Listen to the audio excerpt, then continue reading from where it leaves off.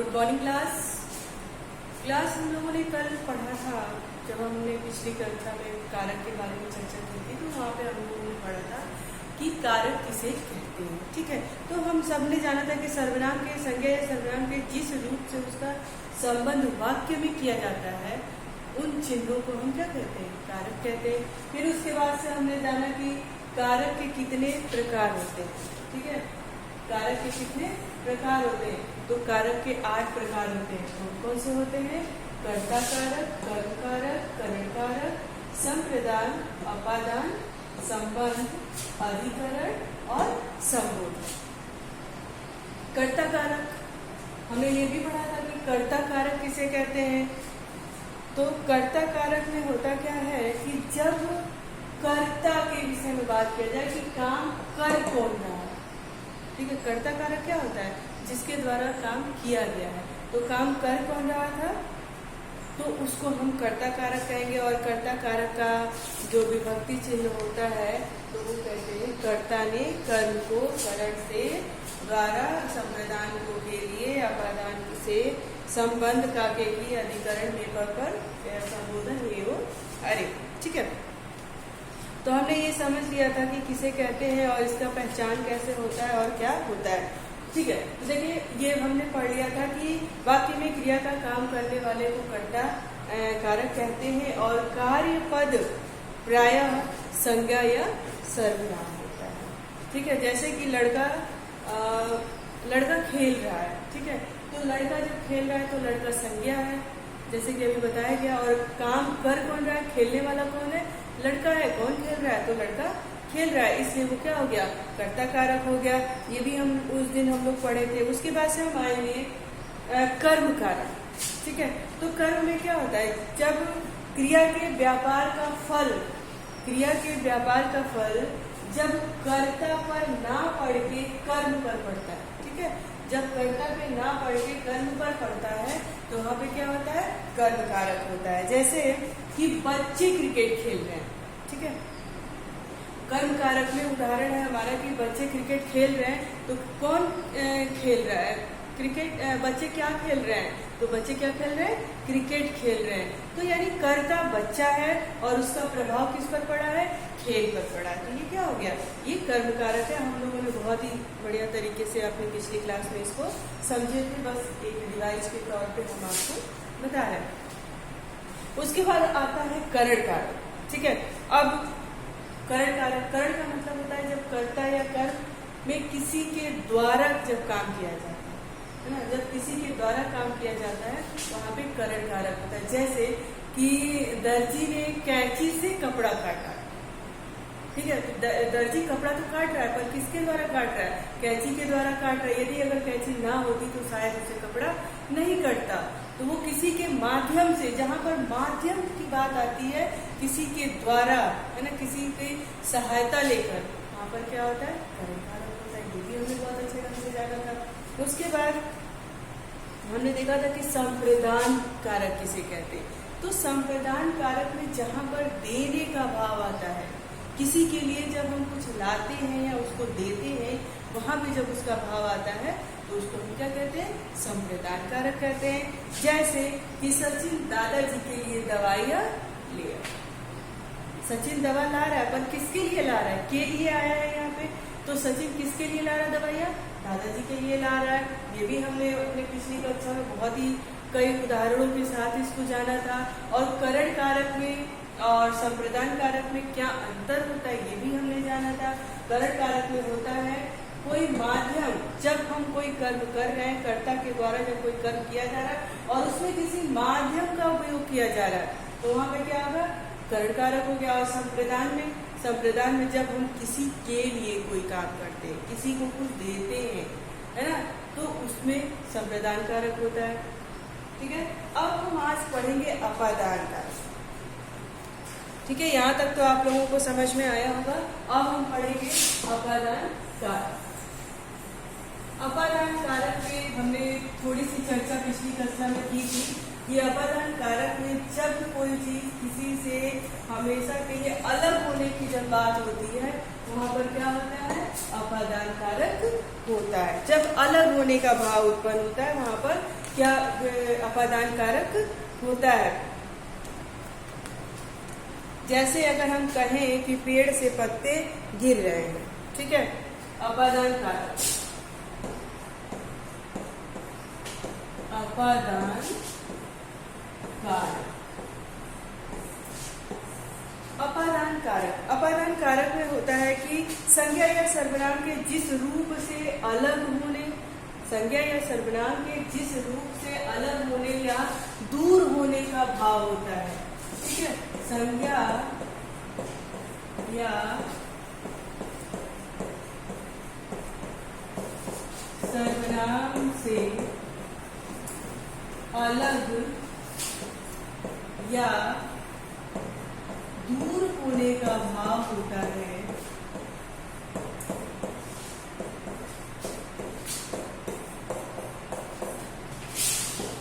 भाव होता है, वहां पर अपादान कारक होता है।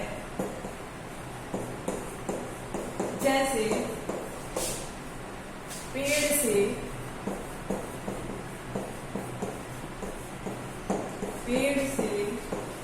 पत्ते गिर रहे हैं।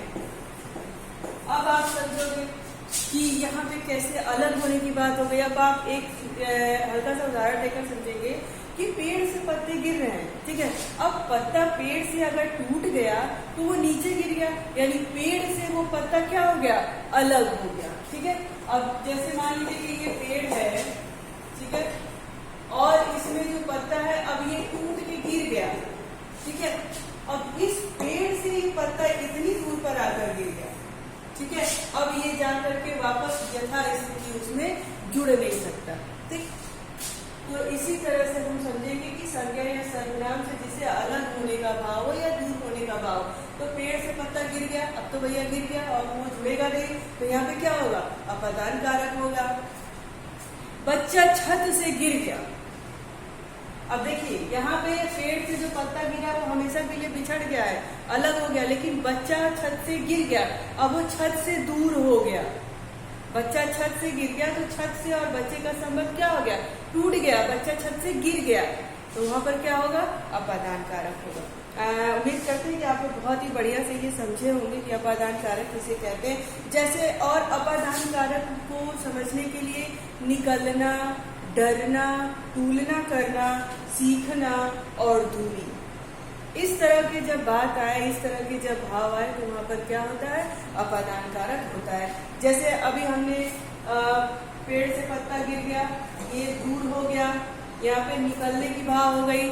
हिमालय से गंगा निकलती हैं, तो हिमालय से अभी हमने बताया कि अपादान कारक में निकलना, सीखना, दूर होना और बिछड़ना और आपका तुलना करना, ये सारी चीजें आती हैं। तो हिमालय से गंगा निकल गई तो क्या निकलने की भाव हो गई, यानी हिमालय से गंगा दूर हो गई, तो वहां पे क्या हो गया, अपादान कारक हो गया। बच्चा सांप से डर गया, इसमें अपादान कारक में डरना भी अगर आए तो वहां पर भी अपादान कारक होता है। तो बच्चा सांप से डर गया, अब डरने का भाव आया, इसका भी मतलब कि अपादान कारक हो गया, है ना। उसके बाद से अगर हम कहेंगे कि सुनीता अनीता से सुंदर है, अभी हमने आपको बताया कि इसमें तुलना की भी भावना होती है, तो सुनीता अनीता से सुंदर है, सीता गीता से अच्छा नृत्य करती है, राम श्याम की अपेक्षा पढ़ने में ज्यादा तेज है। जब इस तरह की बात आए, तुलनात्मक जब भाव आए, तो वहां पर भी अपादान कारक होता है। फिर हम कहें कि सीखने की बात, बच्चा अध्यापक से संगीत सीखता है ना, बच्चा अध्यापक से संगीत सीखता है, यहाँ पर भी सीखने का भाव आ रहा है, इसलिए यहाँ पर भी अपादान कारक होगा। उसके बाद है मेरा स्कूल घर से 3 किलोमीटर है, दूरी की बात कर रहा है। अभी हमने कहा ना कि जब अलग होने की भाव आए, दूर होने का भाव आए, डरने की बात आए, तुलना की बात आए, निकलने की बात आए, वहां पे क्या होता है, अपादान कारक होता है।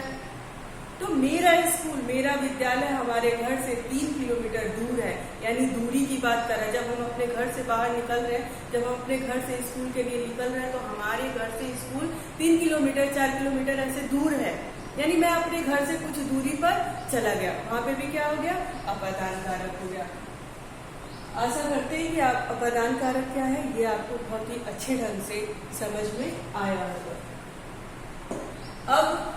अब हम आते हैं अपादान कारक के बाद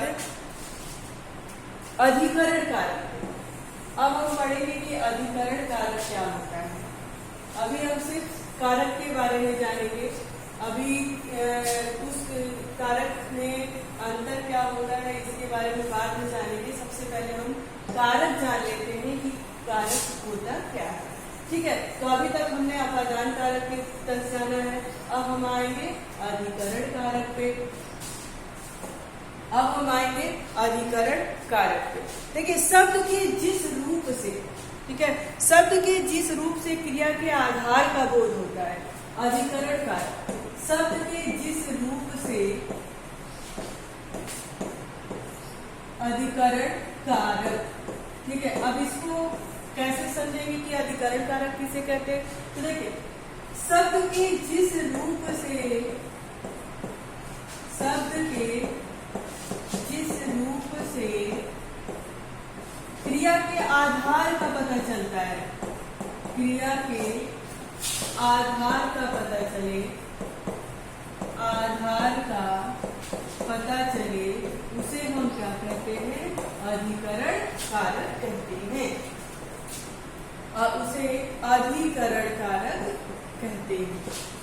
जैसे अब हमने यहाँ पे आधार की बात कही है। अब आधार क्या होता है, जैसे अगर हम कहें कि पुस्तक मेज पर रखी है, पुस्तक मेज पर रखी है। अभी हमने पिछले वीडियो में बताया था कि अधिकरण कारक की विभक्ति होती है में पर। ठीक है, तो पुस्तक मेज पर रखी है। अब पुस्तक के रखने का आधार क्या है, पुस्तक किसके ऊपर रखा हुआ है, पुस्तक मेज के ऊपर रखा हुआ है। अगर ये आधार ना होता, मेज आधार ना होता, तो क्या होता, हम पुस्तक रखते और पुस्तक जमीन पर गिर जाती। अब आप देखो, जैसे मान लीजिए कि ये मेज हो गया, इसके ऊपर क्या रखी है, पुस्तक रखी है, तो इस पुस्तक का आधार क्या है, ये मेज है। यदि ये मेज इस बीच से हट जाता तो पुस्तक हम रखते तो क्या होता, नीचे गिर जाता। तो इस मेज का आधार क्या है, इस पुस्तक का आधार क्या है, मेज है। तो अब आपको समझ में आएगा कि अधिकरण कारक में क्रिया और शब्द के रूप का आधार की बात क्यों करता है। ठीक है, अब उसे समझ में आया होगा कि क्या है। अगर हम कहें कि कौवा पेड़ पर बैठा है, कौवा कहाँ बैठा है, पेड़ पर बैठा है। कौवा के बैठने का आधार क्या है, पेड़ की डालियां कौवा के बैठने का आधार। ठीक है, तो उसी को हम क्या कहेंगे, आधार। तो अधिकरण कारक में पर इसकी विभक्ति होती है, और इसका अगर पूछे कि अधिकरण कारक कहते किसे हैं, तो आप कहोगे कि संज्ञा सर्वनाम शब्द के जिस रूप के आधार का पता चले, उसके आधार का पता चले, उसे हम क्या कहते हैं, संबंध अधिकरण कारक कहते हैं। चलिए, अब हम देखेंगे कि संबोधन किसे कहते हैं। ठीक है बच्चों, अब हम देखेंगे कि संबोधन किसे कहते हैं। संबोधन की विभक्ति होती है अरे, हे, हो, है ना, उसको हम कहते हैं संबोधन समझते हैं। अब देखिए कि उदाहरण के द्वारा हम समझेंगे कि कैसे इसमें पता चलता है कि सच में संबोधन क्या है। ठीक है, अब देखिए, शब्द के जिस रूप से किसी को पुकारा या संबोधित किया जाता है। भाई देखिए, अगर हम किसी को पुकारते हैं तो या तो उसका नाम लेके पुकारते हैं, चाहे कहते हैं हे, ओ, अरे रुको, है ना। जब इस तरह की बात आती है तो वहां पे क्या होता है, संबोधन कारक होता है। संबोधन का अर्थ यही होता है कि हम किसी को बुला रहे हैं, किसी को कुछ कह रहे हैं, तो उसको क्या कह के संबोधित कर रहे हैं। ठीक है, तो वहां पे क्या होता है, संबोधन कारक होता है।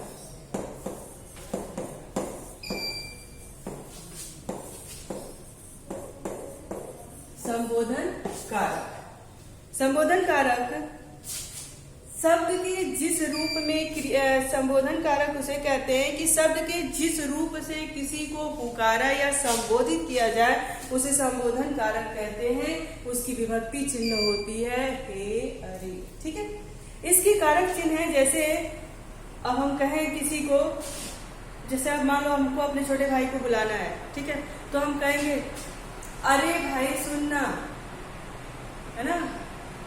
बुलाते बुलाते आप थक गए, आप हमें उसे संबोधित करना, क्या कहेंगे, अरे भाई सुनना।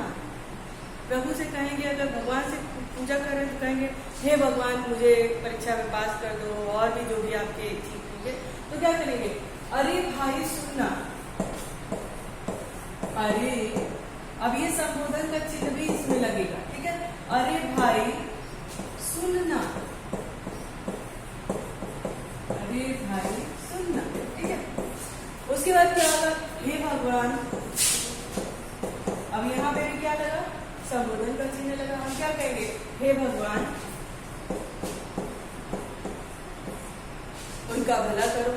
चाहे ऐसे भी कुछ भी, हम जब प्रभु को भी याद करते हैं तो हे भगवान मेरी रक्षा करो, हे भगवान उनका भला करो, है ना, हे भगवान ऐसी कोरोना महामारी से हमें बचाओ, ठीक है। तो वहां पे क्या होगा, संबोधन कारक में अरे और हे और संबंध बोधक चिन्ह का जब जिक्र होता है तो वहां पे क्या होता है, संबोधन कारक होता है। बच्चों उम्मीद करते हैं कि आज कारक में 8 कारक हमने पढ़ लिया कि किसे कहते हैं, और उदाहरण सहित पढ़ लिया।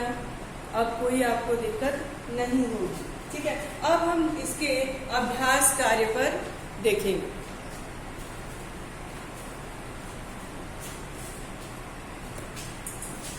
ओके, सबसे पहले हम जान लेंगे, सब हमने सुना था कि कारक किसे कहते हैं, ठीक है। कारक विभक्ति संज्ञा है, सर्वनाम के विभक्ति चिन्हों को हम कारक कहते हैं। कारक के 8 प्रकार होते हैं, उन 8 प्रकार की क्या क्या परिभाषा होती है, उदाहरण सहित हमने जान लिया। Thank you class.